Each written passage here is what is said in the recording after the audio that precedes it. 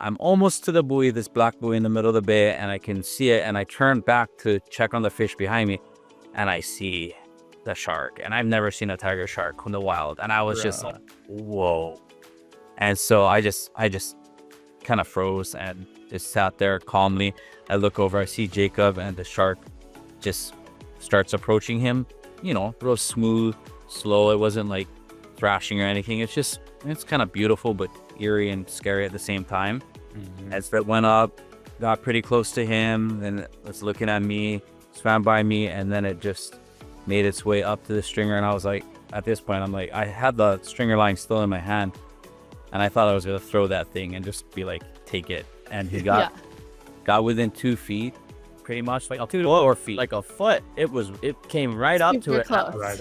Here we go. I was getting ready to go up and poke it, and just boom, you could tell he was like irritated. Just turned his head and just went right back into the blues, and we were like, what the?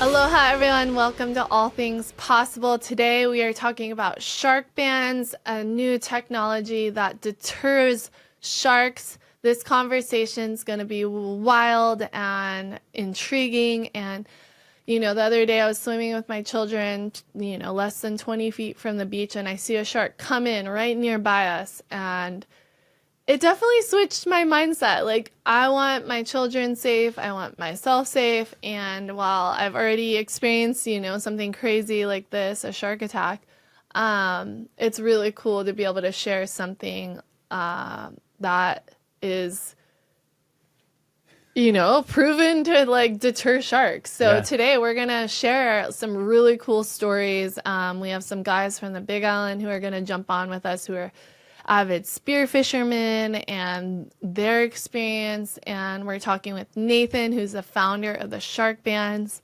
company. And so I hope you guys enjoy this really interesting conversation, and check out the show note links at the end if you're interested in checking out the Sharkbanz and whatnot.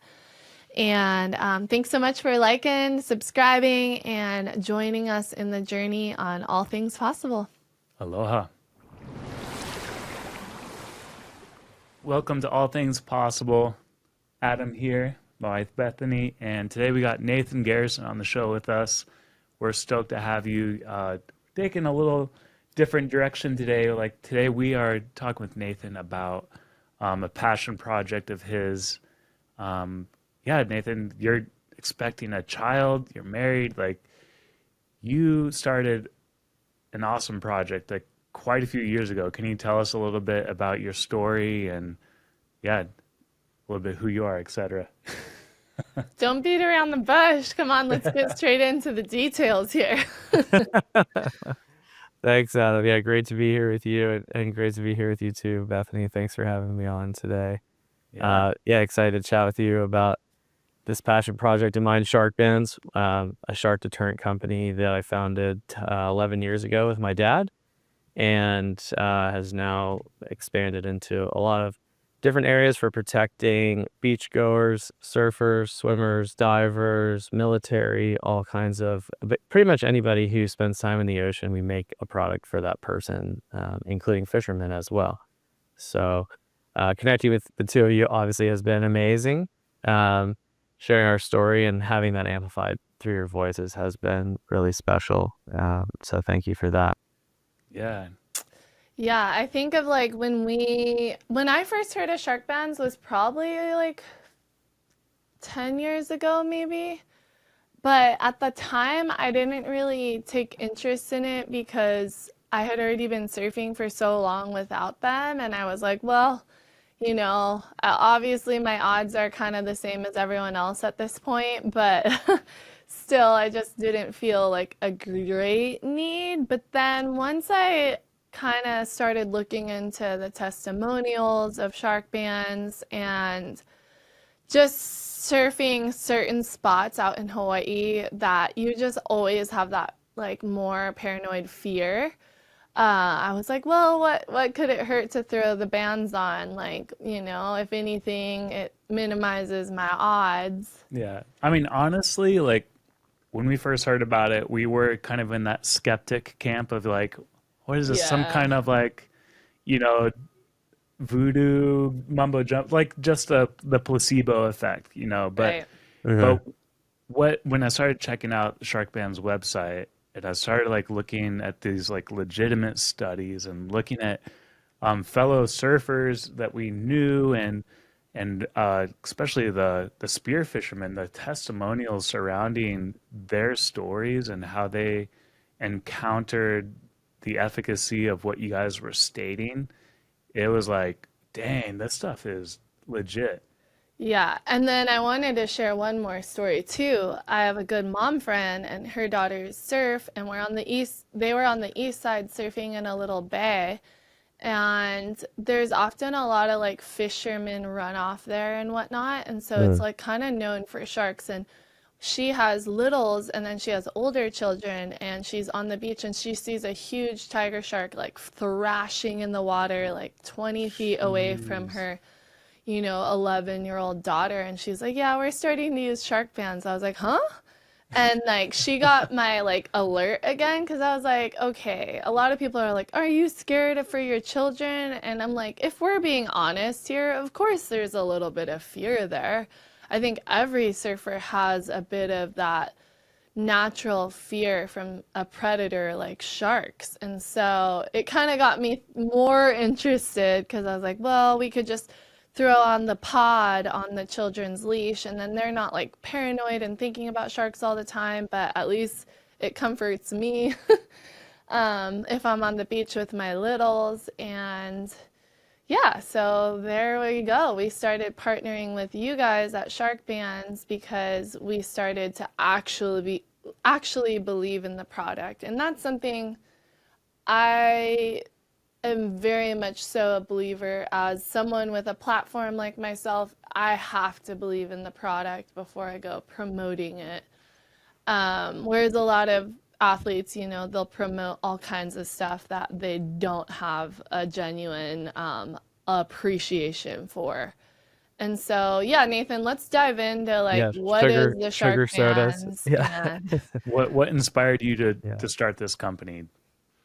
Yeah, I appreciate y'all's perspective so much on it, and it's exactly how I've always thought about it, and it's frankly why like I had never reached out to you early on. I mean, so many people said, "Oh, why don't you get Bethany Hamilton?" And I said to them, "Well, I'm not gonna reach out to them because they already are gonna know of us and they're gonna have heard about it one way or the other. And if she feels like it makes sense for her and she wants to use it, then one way or another they're gonna reach out to us or they're gonna use it on their own, and that's up to them to make that decision. Like I'll never pay somebody to use this because they're gonna take the money and promote it. It's gotta be, hey, we believe in this, we genuinely use it and get benefit out of it. And if so, then great. And that's why this partnership made so much sense because y'all started using it after your friend, I think, had told you that story. And then, I said, yeah, sure, I'll send them out to you guys, use them, let me know what you think. And if you like it, then yeah, like, let's talk. And that's how we ended up coming up with your signature edition with the color and everything else, which has been awesome. Um, and like you said, everybody who spends time in the ocean has that fear of sharks at some extent built in because it's literally a primal fear that we have to be scared of anything that can eat us. It's like hardwired into our systems. There's like nothing we can do about it. Hmm. And there's sometimes when you feel that more than other times. And as surfers, divers, we always have that sixth sense of like, is something spooky happening right now that I can't see? Kind of get that hair standing up on the back of your neck, feeling the same way that if you're in the woods and there was a bear or a wolf or something, it's like, it's a human instinct. So we've all felt that at times, and that's part of the motivation for developing this for me to begin with, which really dates back to when I was 19 or 20. My closest friend was attacked by a bull shark in Charleston, South Carolina, where I grew up. And we were in college at the time, and he called me and he was like, Nate, I got attacked by a shark. And I was like, what? like this is insane. Like I can't even, like it's just a call that you never expect to get, especially when you're excited to pick up the phone from your friend and then he tells you that.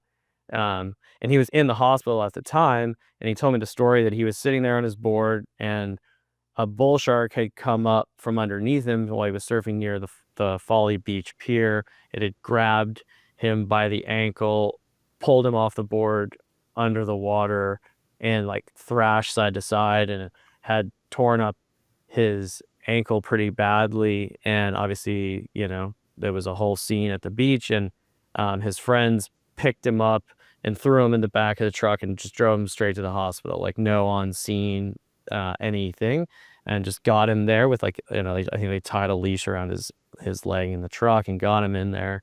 And he was telling me from the hospital that the doctors were saying he might not make a full recovery, that he might not be able to like surf normally again or walk again, and in a fully like coordinated way like he'd always been. And that was just a really scary incident, as I'm obviously you guys can relate to the most. Did he end up losing his foot, or he didn't? No, able he to ended do up it? making a full recovery because he nice. was such a natural athlete. It was amazing that he did. I guess there was like literally a question of like millimeters of whether or not he would have been able to with like nerves and ligaments and stuff. And so he made a full recovery. He actually lives in Santa Barbara with me now. We've remained really close friends for our whole lives.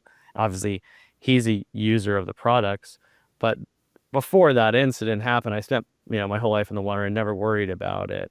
And this guy was an athlete who was kind of the last person you would imagine this happening to. And, he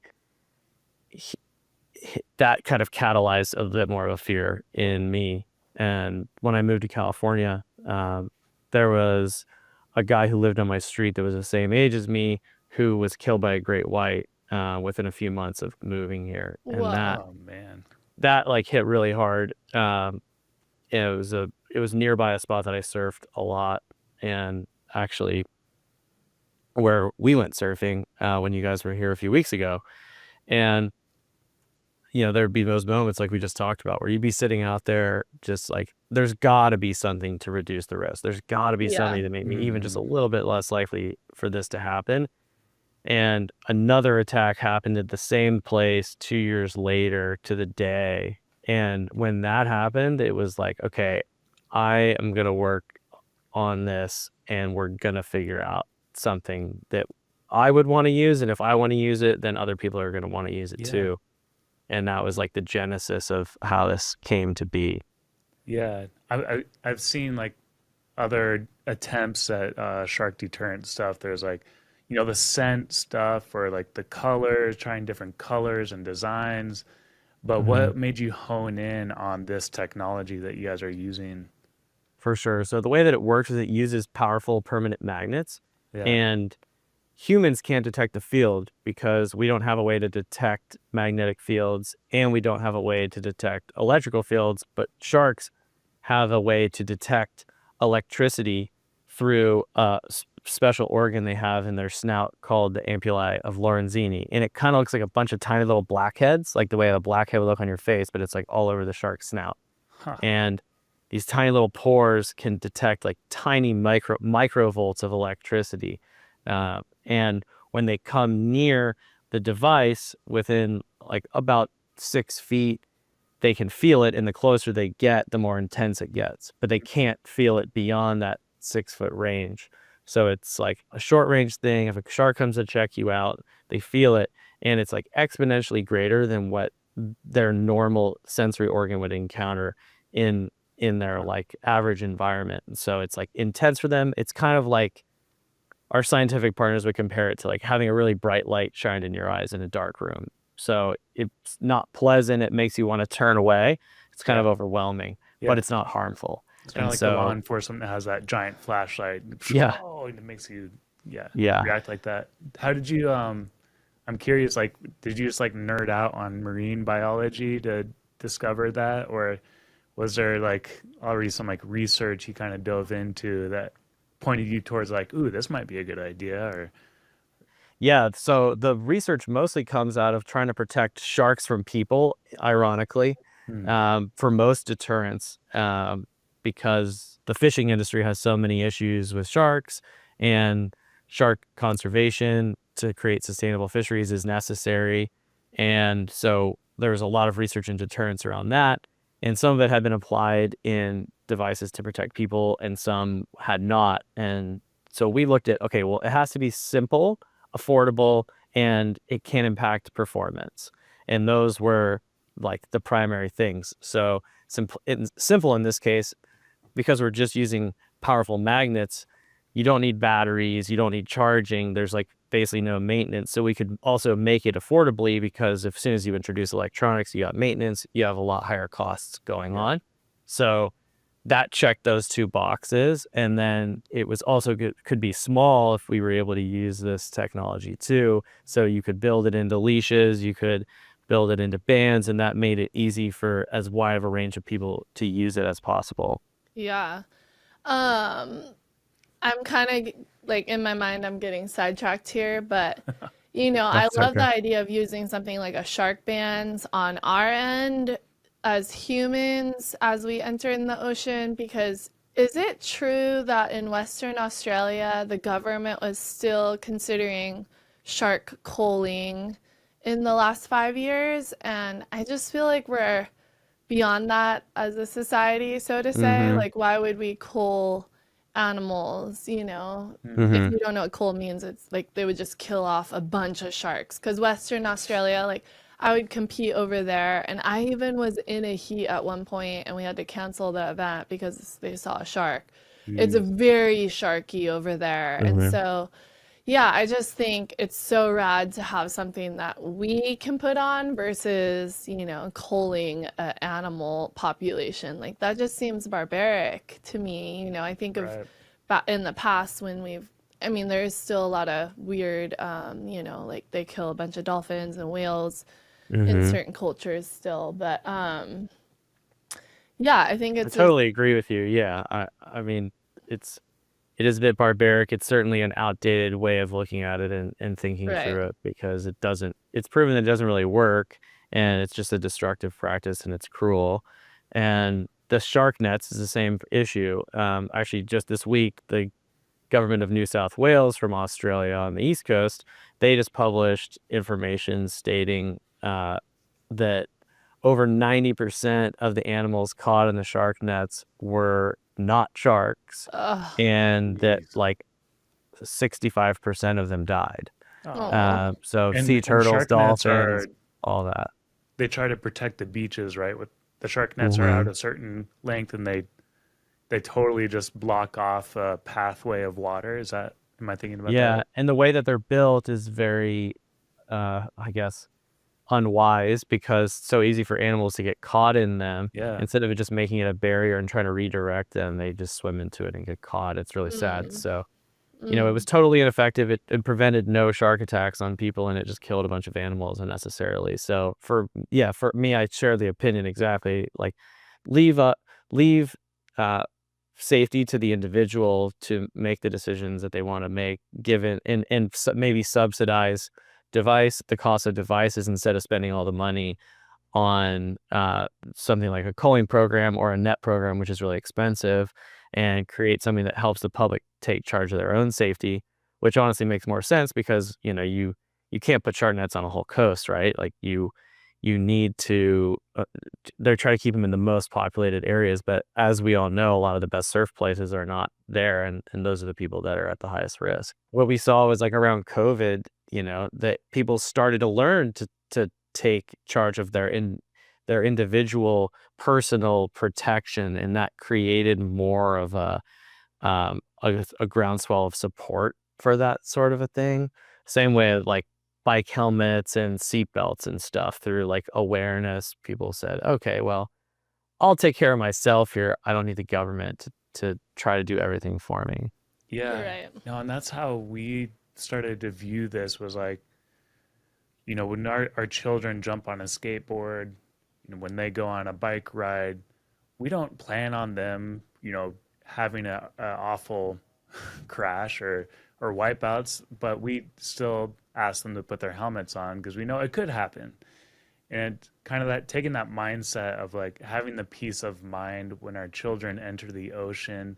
We don't plan on anything awful happening, but we still wear that safety device. We still put the seatbelt on. We still put the Sharkbanz on our children because, you know, it's there just in case. And it just provides, yeah, that peace of mind. And I think, yeah, like you said, our families that we know have, you know, adopted taking that into account, and it's really cool to see, but also unfortunate because there are some folks we know here, like just locally, that have faced encounters and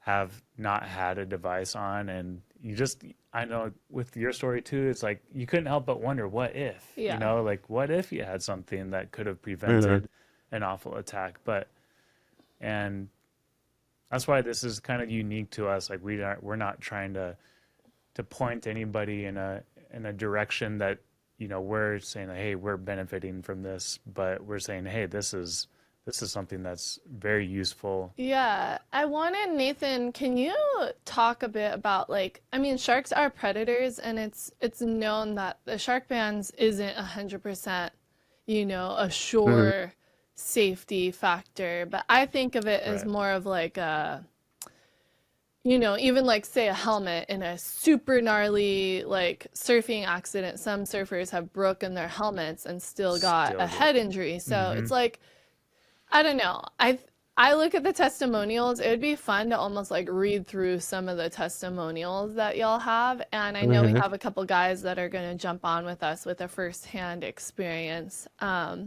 But that's pretty scary when you think about, whoa, the shark has to get within 6 feet of the bands to sense it. And so if a shark's in full-blown predator mode, they might not stop. But I love how you, or not love, I appreciate how you shared how, especially in less visibility of water, the shark's sensors are in more activation. Can you talk about that a bit more? For sure, yeah. I mean, you made a great point. This is like, it's a safety device like any other safety device. It's not any different, and so it reduces the risk. It never eliminates it. But like you were saying, okay, the shark can come within 6 feet of you, but if you didn't have it, well, then how close might it come then, you know? And so it's like, well, what's the alternative? As you know, it's like we've just been relying on luck forever, and that was the feeling that I didn't like. It's like, I'm just trying to get lucky out here, and I wanted something beyond luck. And even if it was 20%, I would want it. If it was 80%, amazing, you know? And, you know, the tests we've done with bull sharks, it's like 85% of the time they display avoidance behavior to the device. Nice. And, you know, there's still sometimes that they might come in and do more than that. But if it's 85% versus what, you know, that's Versus luck. 85% versus luck. take the If the 85. shark's going to go for you, I'll take the 85%, please. Shoots. yeah. 85% safety. Yeah, when you put it like that, it's like, okay, that sounds pretty good for me. Right. And everybody has their own level of risk that they're willing to accept. Some people are like, oh, I'll just accept that I'm in their habitat, and if I get bitten, okay, great. And some people want to do something to reduce the risk, so that's up to I everybody. don't know about if I get bitten. Okay, great. That might not be the right way to word it, but Okay, good. but like that's really cool, you know, I think it's just really important to be transparent. Like, hey, in your testing, 85% of the time, which is a still very high percentage. Like, I would rather have the 85% chance, you know, on my side than just pure luck, hopefully. And a lot of times I'm surfing waves that I have that a little more fear, and it's usually not that crowded. Like when I surfed with you in Central California, I was like, instantly I paddle out and there's like a seal like swimming right under me, and I got the full heebie-jeebie vibes. I was like, this is wildlife central. There is a very- lot of action going on around here. Yeah, I was And- looking over at you like 50 yards away, and I was like, of course, this just happened to Bethany right now. Yeah. Jeez. Now she's going to be mad at me for taking her out here. No, it was fun. It was a bit invigorating, and I got about 40 brain freezes along Yep. with the heebie-jeebie vibes, and we got Mhm. one fun wave, but Yeah. it was a good day overall. Super beautiful. Yeah, we can only go there- up from here. There's definitely spots here on our island where we definitely want to wear our bands. Like Yes. we know for sure, looking down in the water, there's those trenches of water where they cruising and very few people. So we always try to do buddy system. There's a specific spot we go to. Sometimes it's just Bethany and I, and we, those types of locations, we're making sure like we're together. Or, like if I Yeah. want to paddle in, I make sure someone else is paddling back out to be together. Yeah. Hey everyone, did you know we have a private community to empower families? We know life is full of challenges and cultural norms can be leading us everywhere but the right path. Families are stretched thin, teens are struggling, and staying anchored in faith can be really tough. That's why we created something transformative, an online community designed to strengthen families, deepen relationships, question cultural lies, and encourage you to grow together in your faith. Live shows with Adam and I, expert interviews, Bible studies, and fun family challenges, giveaways, and even brand new podcasts that you're listening to. We're here to equip you with the tools to thrive. Our community will also be the first invited to our in-person epic family surf events that we will create memories that will last forever. Join us on this journey. When you sign up for an annual membership, you will get free access to our top life courses, and you are automatically entered for a chance to win a trip to 4-3 to Kauai. Awesome. So gather your family and join us for deeper connection and faith-filled fun in your home. Click the link to learn more, and we'll see you inside. You know that Bethany and I are incredibly intentional about how we approach our lives, from the content we consume all the way to the foods we eat. When we started researching the food industry, it got us fired up to seek responsible, clean, and sustainable food sources. Did you know that over 85% of the grass-fed beef in stores is imported and is labeled as product of the USA since it's packaged here? The truth is, much of the meat on the grocery store shelves is filled with things you don't want. Antibiotics, hormones, questionable origins, and even harmful seed oils. That's why we choose GoodRanchers.com, the brand that stands for American quality and integrity. At Good Ranchers, they do things the right way. All their meat is born, raised, and harvested in the USA. When you buy from Good Ranchers, you're not just getting better meat, you're standing with American farmers, ranchers, and families who have been feeding this country for generations. Good Ranchers products are free from hidden additives. There are no antibiotics ever, and no added hormones, and no seed oils. Just one simple ingredient you can read, and that's meat. But the best part, Good Ranchers delivers straight to your door. No more last-minute grocery store runs, long lines, or wondering if you're getting the best quality. Can we just say, too, their chicken nuggets are incredible. So, just high-quality American meat shipped directly to you. As long as you're located in the lower 48, are you ready to get the quality your family deserves? Right now, you can subscribe to any Good Ranchers box and get $40 off your first order when you use my code Bethany at checkout. That's goodranchers.com, and by using my code Bethany, you'll get $40 off your first box of America's best meat. So let's be intentional about our life and be intentional about what we put in our body. Let's go to goodranchers.com today. Aloha, welcome Jacob and Jesse. So you guys are avid spearfishermen. You're in the ocean, in the boonies in the water, so to say. Which one of you first got turned on to the Sharkbanz? And then I know one of you was super skeptical because it's like, the common saying is it's a little bracelet on your, like, if you wear the bracelet or the anklet or wristlet, it's hard to like be like, yeah, this thing's awesome. But one of you got turned on and one of you was very skeptic. Let's hear this story. Yeah, so Jacob's been spear diving for a long time. I'm newer to it, but my dad is an avid surfer, waterman, kite surfer. He has been his whole life here in Hawaii, and so he always promotes safety, wearing a helmet, wearing a shark band because he's out at Honokahau, the harbor here all the time. There's a bunch of tiger sharks outside at the harbor. And so he sees them, he knows, and that's just that's his insurance, right? The shark band. Yeah.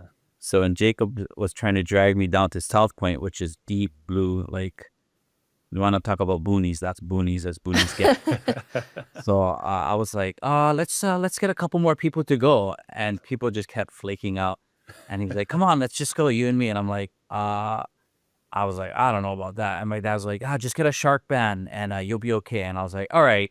I'll get a shark band. And so I went to the shop the day before the dive. I asked her about it, and she's like, yeah, they work. She's used them. She swims with them. My dad was like, yeah, you'll be solid with that. And Jacob, I called him while I'm at the store, and I'm like, I'm gonna get one. I'm gonna get the pod for the stringer, the kui, and I'm gonna get one for my ankle. You want to wear one? He's like, those things, nah, I'm not wearing no shark band. It scares a fish away. And I'm like, I don't think they do. In any case, I grabbed a couple, and so I had one on the next day when we went diving, and I put one on the stringer. Jacob did not have one on, and he can share his side of the story on that. Well, yeah, I mean, so I've been diving a long time, and all my buddies, we listened to a few spearfishing podcasts, and the narrative that we've always heard was bogus, like some fake stuff, and so when he was talking to me about it, I was like, nah, no way. Like, I've heard they scare fish away, and but if it gives you some reassurance, bring one out there. And so we ended up going out, and I shot a big ono, and we put it on the stringer, and we're swimming, and sure enough, we look off in the distance, and boom, there's Tony. Some 14-foot tiger shark swimming right up to me, and I'm like, oh, here we go. Gonna lose this pinch. Wait, so you named the shark Tony? Oh, well, we just call tiger sharks. Oh, okay. Yeah. So you have a huge tiger shark in the distance. You just caught a ono. Now what happens? So I was actually pulling the stringer. It was a little bit tangled up because he had put 2 shafts through it at that point. And so between shooting the 2 shafts into the ono and then getting everything put together, the stringer line was tangled a bit. So it's like 10, 15 feet behind me. I'm pulling it. There's a buoy in the center of the bay there. It's still in blue water, but I was like, okay, I had already seen a shark way down, like 80 to 100 feet down, like maybe a 6-footer. I couldn't really tell, but it wasn't a tiger shark. Just normal reef shark. Doesn't really scare me much. Yeah. But I'm like, I still want to get back to the buoy because I know there's this ono. We're probably going to interact with a few sharks. And so I'm almost to the buoy, this black buoy in the middle of the bay, and I can see it. And I turn back to check on the fish behind me, and I see the shark. And I've never seen a tiger shark in the wild. And I was just like, whoa. And so I just kind of froze and just sat there calmly. I look over, I see Jacob, and the shark just starts approaching him, real smooth, slow. It wasn't like thrashing or anything. It's kind of beautiful, but eerie and scary at the same time. As it went up, got pretty close to him, and it was looking at me, swam by me, and then it just made its way up to the stringer. And I was like, at this point, I'm like, I had the stringer line still in my hand, and I thought I was going to throw that thing and just be like, take it. And he got within 2 feet, pretty much, like 2 to 4 feet. Like a foot. It came right up to Super it. close. Well, here we go. I was getting ready to go up and poke it, and just boom. You could tell he was like irritated. Just turned his head and just went right back into the blues. And we were like, what the? Wow. That's for me. I was like, all right. That's like free dinner for it, like right on a platter. And he I couldn't. refused it, I was like, I was watching it approach it, and I was like, this thing's toast. I was like, there goes the ono. And I've experienced, I've seen tons of tiger sharks. I've gotten taxed, gotten my fish taken. Every time I have a fish and a tiger shark comes up, boom, it's whacked. It's Yeah. gone. I've never seen anything like that. I was like, what?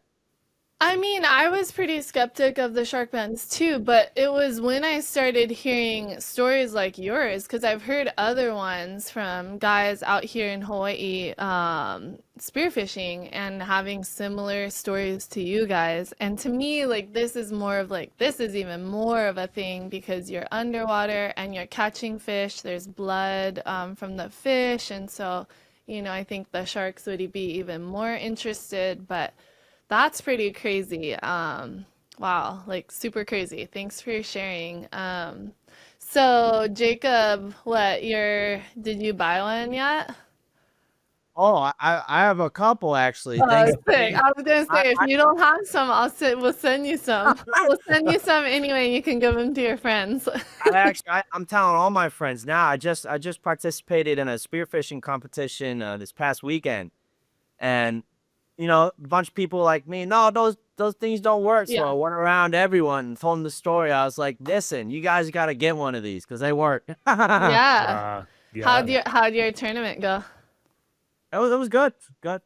Sick. So they opened up the bay down in Hola now. It was invasive or Kelikakua invasive tournament. So we went around and rounded up a bunch of Roy and Tape and Yeah, the invasive. that was good. Good. Nice. Was fun. Awesome. Well, Doing good work. anything else? I don't know, Nathan. Do you have any thoughts here?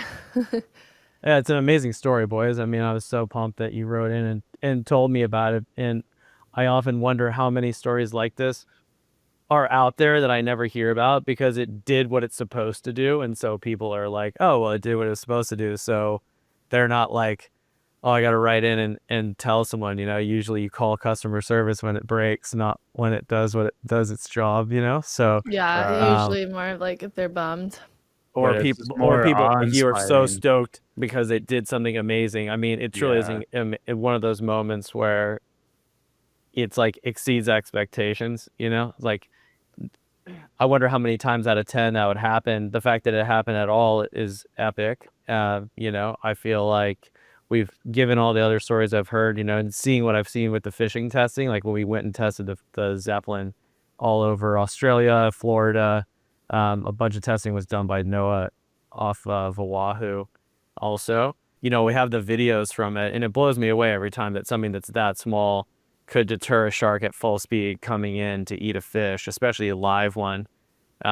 So to have that, I haven't had a situation quite like what you guys described in Hawaii before, because it's just, what are the chances all those factors come together in the way that it did, where like you had the pod on the line on the stringer. Like most times people would use like a Zeppelin for that. That's our fishing product that I sent you. And so it's really cool that it also happened with the pod, because it like went above the expectations for that device, which wasn't necessarily designed to stop sharks in a fishing situation, but it still did.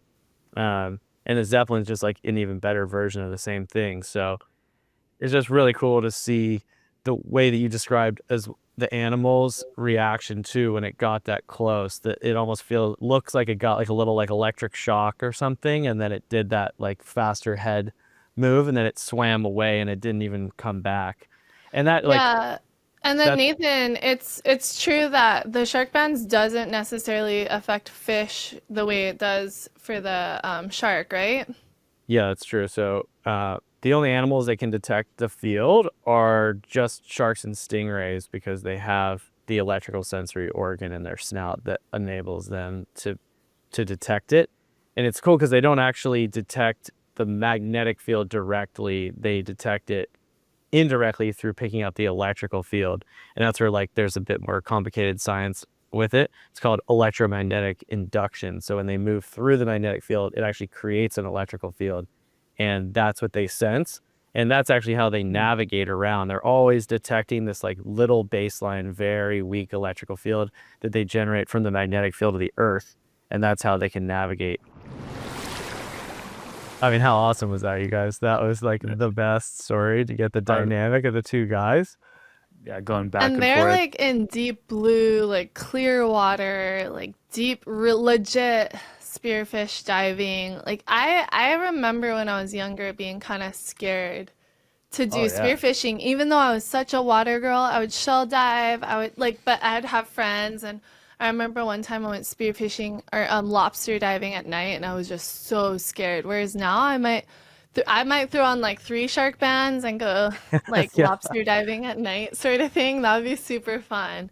Because I feel like that's kind of my nature, is like super adventurous, but I was kind of hindered by that fear, so to say. But hearing those guys, like, how cool is that? It was just, there's no denying that the Sharkbanz was in action and doing its job in that moment. Oh, that'd be so creepy to see that thing coming up. And oh, thank goodness it went away. Yeah, that's for sure. And of course, it comes that guy's first time ever going blue water, like Jesse's first blue water day. He's like, let this just go nice and smooth. Let's get a fish. Let's get back. And then, boom, a massive tiger comes to check those guys out.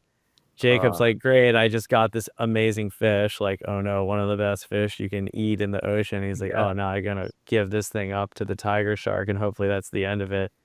And then boom, and it just leaves him alone and swims back down and leaves. That was such a cool story. I forgot to ask if Jesse continues to spearfish. I know Jacob is avid, but I wonder if Jesse, after that experience, if he still goes. Nah, I bet he does. Right? I bet he does. Yeah. Because I mean, to happen that first time is pretty gnarly.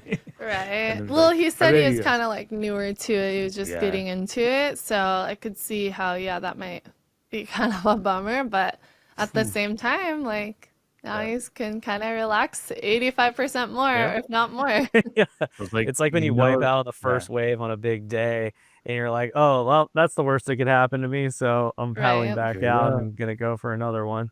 You know, like the shark net idea of like putting up barriers, so to say. Do you ever see a possibility of, Australia, for instance, or even Florida, and those awful attacks that happened in like the southern states just last summer? Do you ever see the potential of like the government or someone just setting up like posts, like Sharkbanz, like on steroids, like big old magnets or something, and acting as a barrier to keep those away? Yeah, there's a cool design that our scientific partners had come up with for like a simulated kelp barrier. Where you have the devices in like basically in this like artificial kelp, and so when the sharks swim up to it, it like redirects them back away, and it's like a totally non-lethal, non-harmful way of dealing with it. And it would be amazing to see municipalities adopt something like that as a way to, if they want to have something that's broader for public, okay, cool. Yeah. Use something like that that's non-lethal, which can't harm any other animals, and it can still deter sharks, versus like the nets don't even deter sharks. It just kills everything else.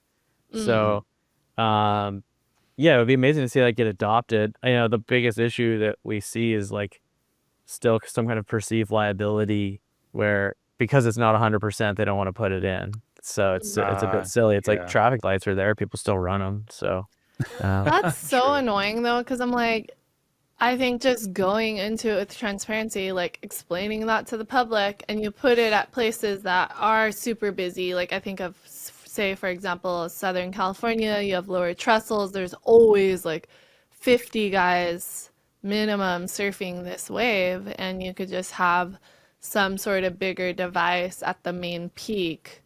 But, just have there's already kelp in California. I guess at the end of the day, it kind of comes back to the idea that, when I get in the car, I can strap my seatbelt on or not. Granted, the beeper is going to drive the crazy out of me and force me to put it on. But I'm just saying, like, I guess it comes back to that idea that our safety is in our own hands when it comes to entering the ocean and sharks and whatnot. And if we want that, prevention, so to say. So. For sure. I don't know. Anything else, guys? Like, I feel like we kind of had a great conversation here, and no, it's encouraging, and I know like summer is upon us, and folks are going to be hitting the beach, vacation out to Hawaii or Florida, whatever. Coastals. Yeah. So, just being open to reducing the risk and just not taking more risk than you have to. There's something to it, and having that peace of mind is pretty much worth it as a parent when you're thinking about your children. Yeah. I know there's stats out there about attacks happening within 10 to 20 feet of water, even shallower. Just like being aware of those situations, like, oh, we're not too far out. We're not in that deep blue situation like Jacob and Jesse, but they do actually come pretty close. And I'm not trying to like scare anybody. It's just like informing. Well, I mean, being aware. A lot of the testimonials on Sharkbanz are like the East Coast, where the visibility is way less, and it is super shallow. It's like less than 5 feet deep, and that's where guys are surfing. And so that's what really impressed me, because I'm like, whoa, if I lived in Florida, I would probably be even more paranoid than out here in Hawaii.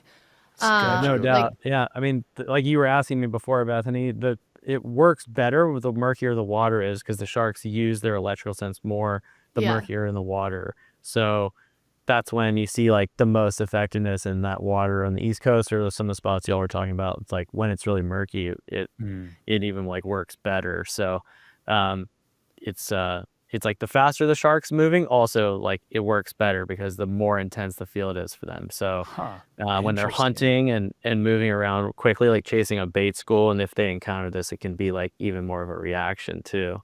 Wow, neat. Yeah, no, I remember reading one of your reviews about that, like a shark coming in really fast at these surfers, and he boom did a hard 180 out of there because like you said, that I guess going through that electrical magnetic field at a certain rate just makes it more intense. Yeah, there was a girl in a contest in Florida who was 11 years old, and like this huge shark came in, and she had a band on, and she actually like stuck her foot in the water and it took off. That was like such a brave moment. I remember hearing about that. Like that's a brave little girl, and it worked. And that's like one of my favorite. And her natural instinct to react and like trust the band in that moment. That's totally amazing. Yeah, it was wild. I mean, those are the moments that like make the whole thing come full circle for me, where it's oh like, my gosh, yeah, that must feel so good for you, just hearing some of these stories and putting so much of your life's work into this. Well, thank you so much, Nathan, for jumping on and sharing the work that you do. And I love the idea, like, there is a safety precaution you can take when it comes to sharks. And I've never wanted my story to be something that deters people from wanting to go into the ocean and experience the beauty of God's creation. And yeah, so it's cool for me personally to be able to present this option. And I just, I want people to be empowered by my story and not like build more fear. And so I hope you guys are empowered, encouraged, inspired to get in the ocean, have fun,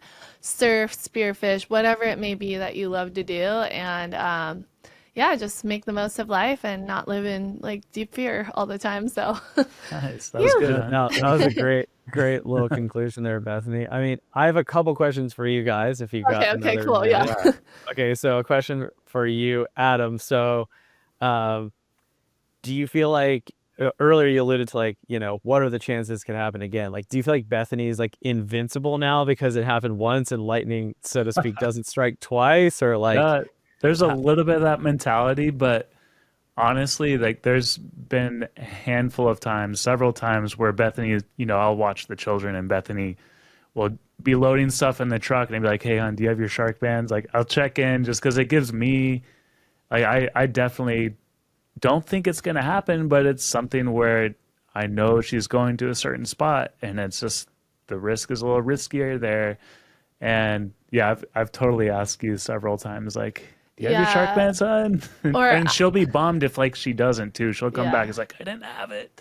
Yeah, or like I surf the spot where I lost my arm still, and I really appreciate having the Sharkbanz out there because my spidey senses are way more on when I'm out at that wave in particular. And so now I'm like, yeah, it's really nice. It's just such a fun wave, and I don't want to miss out on that, but it's nice having the Sharkbanz for sure. Yeah, it's cool to hear. It's always it's interesting, I think, for me and for other people who are fans of y'all to just understand where your head's at with that type of stuff. And like, I mean, Bethany, for you, like, I'm curious, have you actually encountered a shark at any point while surfing? Like since your attack, have you ever had Yeah. moments you've seen more?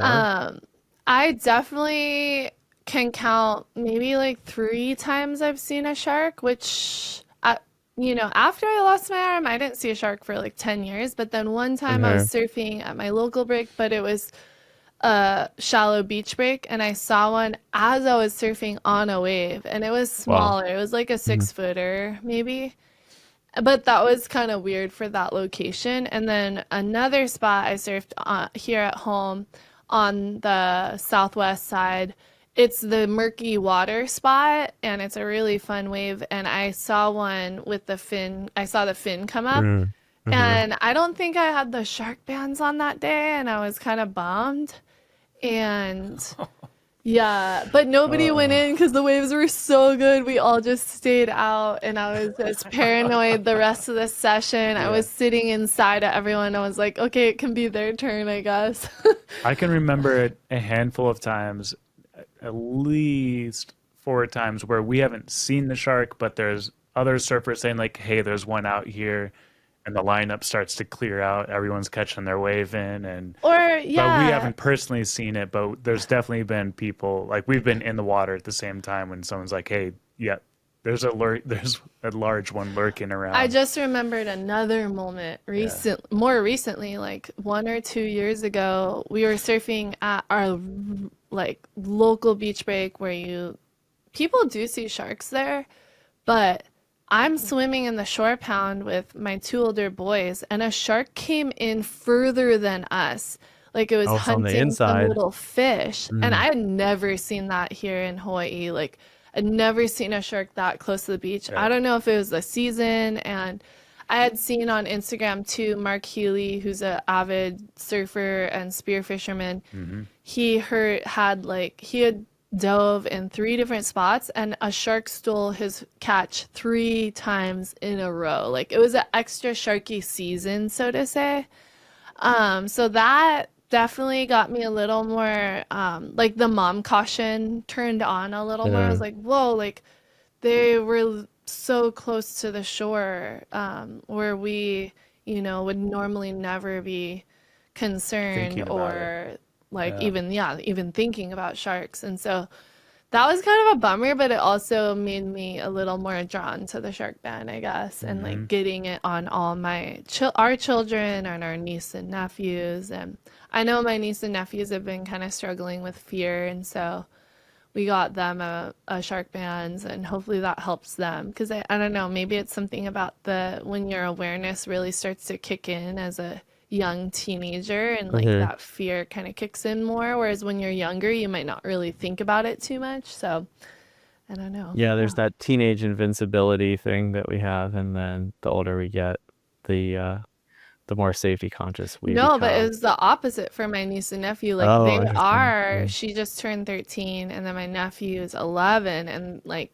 something clicked where they're a Uh-huh. little Like, more like they don't yeah. want to surf certain breaks, and their mom and dad are trying to get them out there, and they're feeling a little more scared. So it's, yeah, I really want them to, enjoy the ocean and carry Hmm. on the family trade of surfing and whatnot.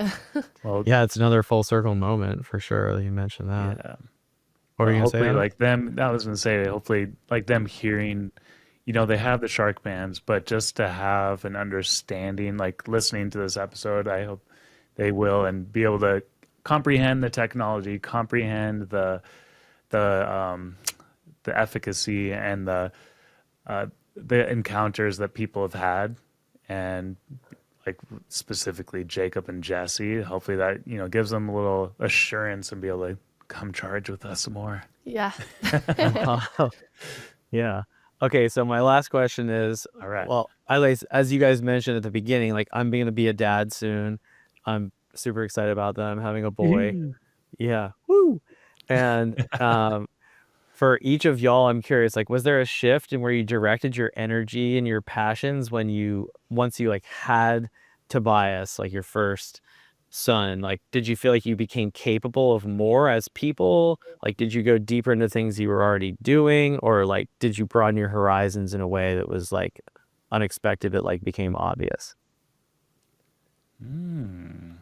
That's deep. Yeah, Deep super question, deep. Nathan. I feel like my worldview just expanded to less of me and more of like them and this next generation and the society that we live in, and just wanting to inspire them to, carry on life in a really meaningful way, and encouraging them not only in their faith but health and the way they learn. And it's just been such a cool journey, I think, becoming parents. I mean, our oldest is going to be 10 in Wild. like in June, so this is pretty crazy. Like, we're coming up on 10 years, but I still feel so humbled by being a mom, and I think I have so much more to learn. But I think much of my life prior to children was just very centered around myself, and I like who I've become since having children, and being more less on myself and more about like life as a whole, and what can we curate together, and how can Yeah. we make the most of each day. Yeah, I think there's a stigma or the cultural thought of like, oh, having children, like you have to let go of all the things that you love doing and your life is going to change forever. And it kind of has a, negative connotation to having children, and people are like, whoa, that's, yeah, we'll see you later then. Which in a way it does happen. Like we do kind of dive into really investing in our family, and it becomes such a beautiful thing to really invest in, because I I don't think there should be a negative thought towards having children. There should be it's I They're mean, we believe in the enriching. Bible, and when the Bible talks about having children, it always says it's a gift. This is good. This is something that is for you.